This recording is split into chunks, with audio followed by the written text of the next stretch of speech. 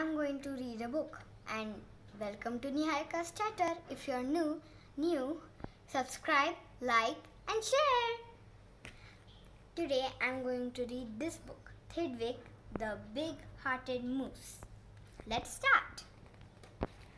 THIDWICK, the Big-Hearted Moose.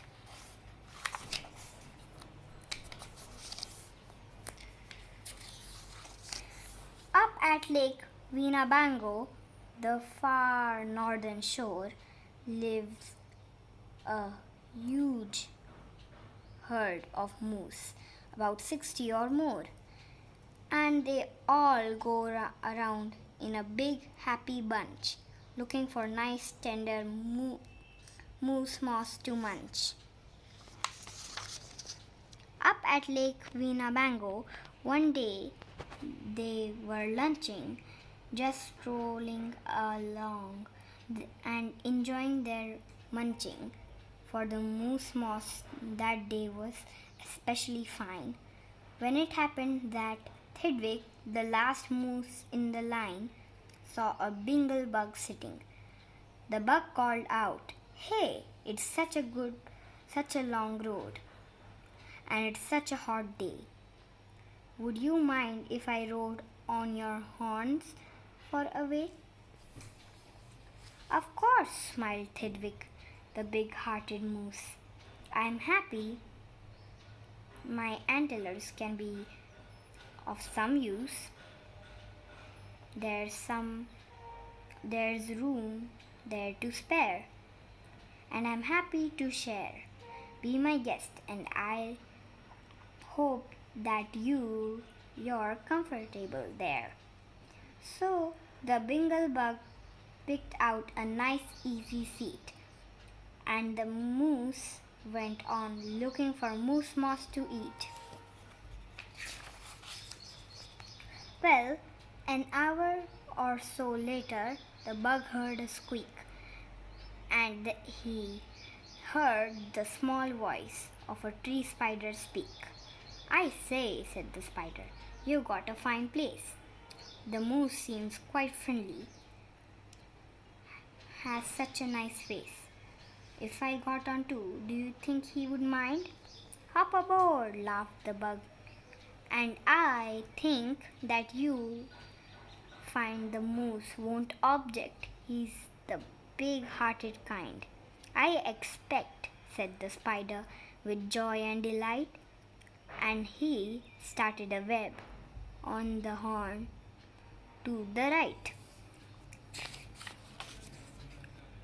While the spider was spinning, he heard a gay song, and a fresh little Zoo bird came along. He stopped and he started, and he chirped, "Well, well, well." He stopped. Wait, what a smart place to build. What a great place to dwell.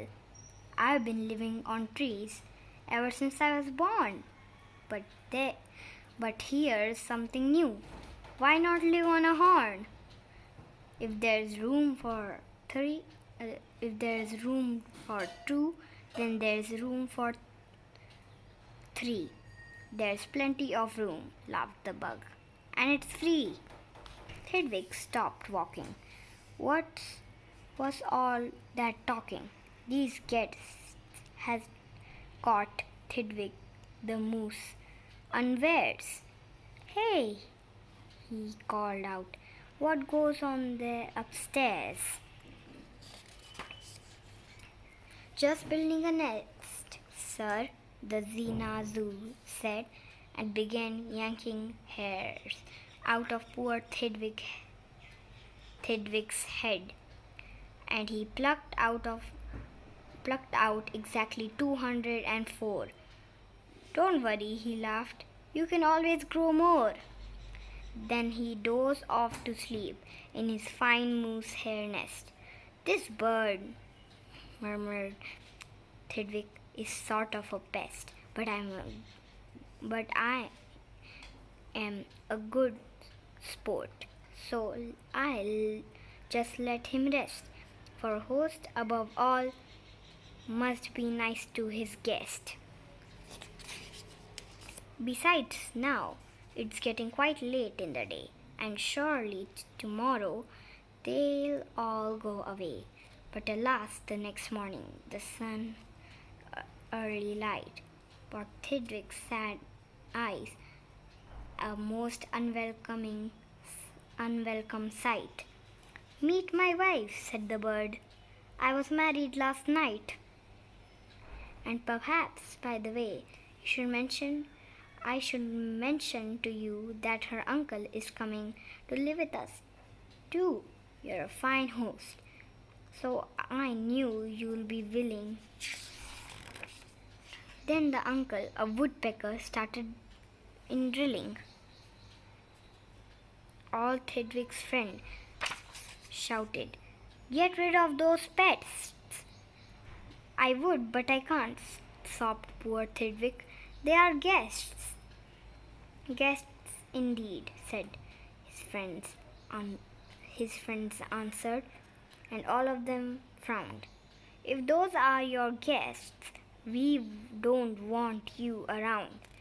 You can't stay with us, 'cause you're just not our sort." And they all turned their backs and walked off with a snort. Now the big friendless moose walked alone and forlorn, with 4 great big woodpecker holes on his horn. "What holes?" whispered Herman, a squirrel. "Who spied 'em? What holes to hide nuts in? Mind if I try 'em?" "They're yours," called the woodpecker. "Get right inside 'em. This big-hearted moose runs a public hotel. Bring your nuts, bring your wife, bring your children as well." So the whole squirrel family all jumped on pell-mell. And the very next thing the poor animal knew, a bobcat and a turtle were living there too. Now what was the big-hearted moose going to do? Well, what would you do if it happened to you? You could say shat, 'cause you couldn't say shat, 'cause that wouldn't be right. You couldn't shout scram, 'cause that isn't polite. As a host has to put up with all kinds of pests, for a host, above all, must be nice to his guest.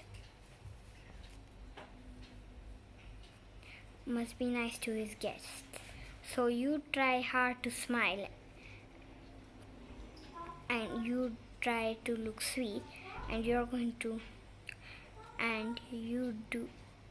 you'd go right on looking for moose moss to eat. But now it was winter, and that wasn't easy, for moose moss to get scarred when the weather was freezy. Food was soon gone on the cold northern shore of Lake Winnebago. There was no more, and all Thidwick's friends swam away in a bunch to the south of the lake, where there's moose moss to munch. He watched the herd leaving, and then Thidwick knew he'd starve if he stayed here. He'd have to go too. He stepped in the water. Then, oh, what a fuss! "Stop!" screamed his guests. You can't do this to us.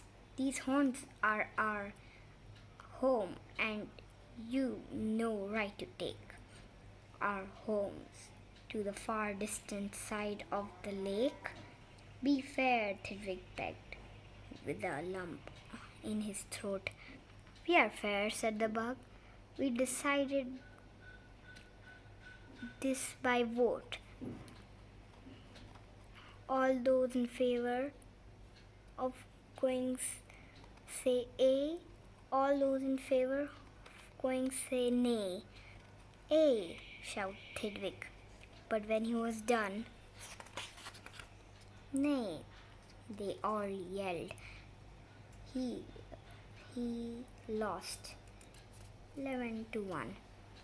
We win, screamed the guests. By a very large score, and poor starving Thidwick climbed back on shore. And do you know what those pests did? They asked in some more. He asked in a fox who climbed in from the trees. They asked in some mice and asked in some fleas. They asked a big bear in, and then, if you please, came a swarm of 362 bees. Poor Thidwick sank down with a groan to his knees, and then came something that made his heart freeze.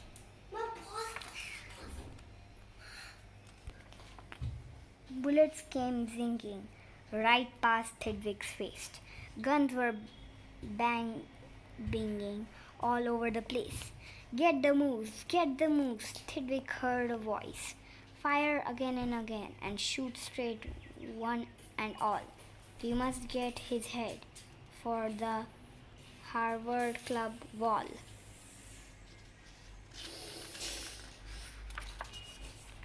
Thidwick took to his heels with the load on his head. With 500 pounds on his horns, the moose fled. He could have run faster without all those pests, but a host, above all, must be nice to his guests. Up canyon, off cliff, over wild rocky trails, with bullets bouncing around him like hail. Up gully, through gulch, and down slippery swulch, with his hard-hearted guests raced the soft-hearted moose. Then finally they had him. Because of those pests, he had run out of luck. Because of those guests on his horn, he was stuck. He gasped, he felt faint, and the whole world grew fuzzy. Thidwick was finished completely. Or was he? Finished, not Thidwick. Decidedly not. It's true he was not in most terrible spot. But now he remembered a thing he'd forgot. A wonderful something that happens each year to the horns of all moose and the horns of all deer. Today was the day Thidwick happened to know that old horns come off so that new ones can grow. And he called to those pests on his horn as he threw them, "You want my horns? Now you're quite welcome to them. Keep them. They are yours. As for me, I shall take myself to the far distant side of the lake." He swam Winnebago and found his old bunch, and arrived just in time for a wonderful lunch at the south of the lake, where there's moose moss to munch. His old horns today are where you knew they would be. His guests are still on them, all stuffed as they should be. The end. Thank you for watching. Bye. Bye. Subscribe, like and share.